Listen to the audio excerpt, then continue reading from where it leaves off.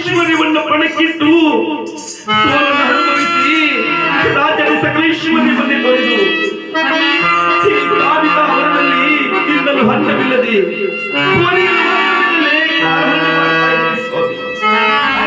ಈ ದರೆಯಲ್ಲಿ ನಾವು ಅನುಭವಿಸಿರುವಂತಹ ಕಷ್ಟವನ್ನ ಯಾರು ಅನುಭವಿಸಲು ಸಾಧ್ಯವಾಗಬಹುದು? ಕ್ಷೇಮ ಎಂಬುದಾಗಿ ಕೇಳ್ತಾ ಇದ್ರಲ್ಲ, ಎಲ್ಲಿಂದ ಬರಬೇಕು ನಮಗೆ ಕ್ಷೇಮ? ನಮ್ಮ ಕ್ಷೇಮ ಮಣ್ಣಾಯಿತು ಸ್ವಾಮಿ ಎಂಬುದಾಗಿ ಆ ಧರ್ಮರಾಯನಾದರೂ ಕಣ್ಣೀರನ್ನು ಸುರಿಸುತ್ತಾ ಪರಮೇಶ್ವರ ಮನೆಗಳೇ, ಧರ್ಮರಾಯ, ನೀನು ಅನುಭವಿಸಿರುವಂತಹ ಕಷ್ಟವನ್ನ ಈ ದರೆಯಲ್ಲಿ ಯಾರು ಅನುಭವಿಸಿಲ್ಲ ಎಂಬುದಾಗಿ ನೀನು ಚಿಂತೆ ಮಾಡ್ತಾ ಇದ್ದೀರಪ್ಪ. ಅಯ್ಯ, ನಿನಗಿಂತ ಮಿಗಿಲಾದ ಕಷ್ಟ ಕಾರ್ಪಣ್ಯಗಳನ್ನ ಈ ದರೆಯಲ್ಲಿ ಅನುಭವಿಸಿದಂತಹ ರಾಜರುಗಳೇ ಇದ್ದಾರೆ. ಶ್ರೀದೇವರ ಗ್ರಹಚಾರಕ್ಕೆ ಸಿಲುಕಿ 7 ವರ್ಷಗಳ ಕಾಲ ಕಷ್ಟವನ್ನು ಅನುಭವಿಸಿದಂತಹ ಪುಣ್ಯಾತ್ಮನೆಂದರೆ ಆ ಸತ್ಯವ್ರತ ರಾಜ,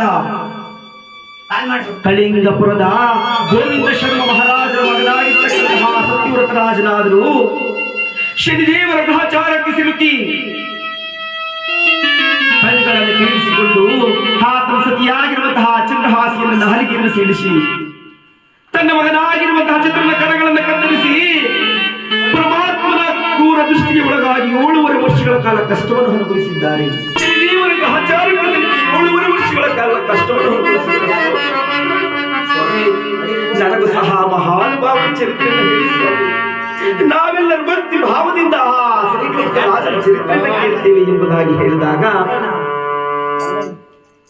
ಆ ಬೃಹದೇಶ್ವರಗಳಾದ ಹೇಳ್ತಾಯಿದ್ದಪ್ಪ, ನಾನು ಈ ದಿವಸ ನಿಮ್ಮೊಡನೆ ರಾಜ ಸತ್ಯವ್ರತ ಶ್ರೀದೇವರ ಪ್ರಭಾವ ಮಾಡ್ತಾ ಈ ಕಥೆಯನ್ನು ಭಕ್ತಿ ಭಾವದಿಂದ ನೀವು ಕೇಳಿದ್ದೆ. ಆದರೆ ನಿಮ್ಮ ವನವಾಸದ ಕಾಲವಾದ ದೂರವಾದ ಮದುವೆಗಾಗಿ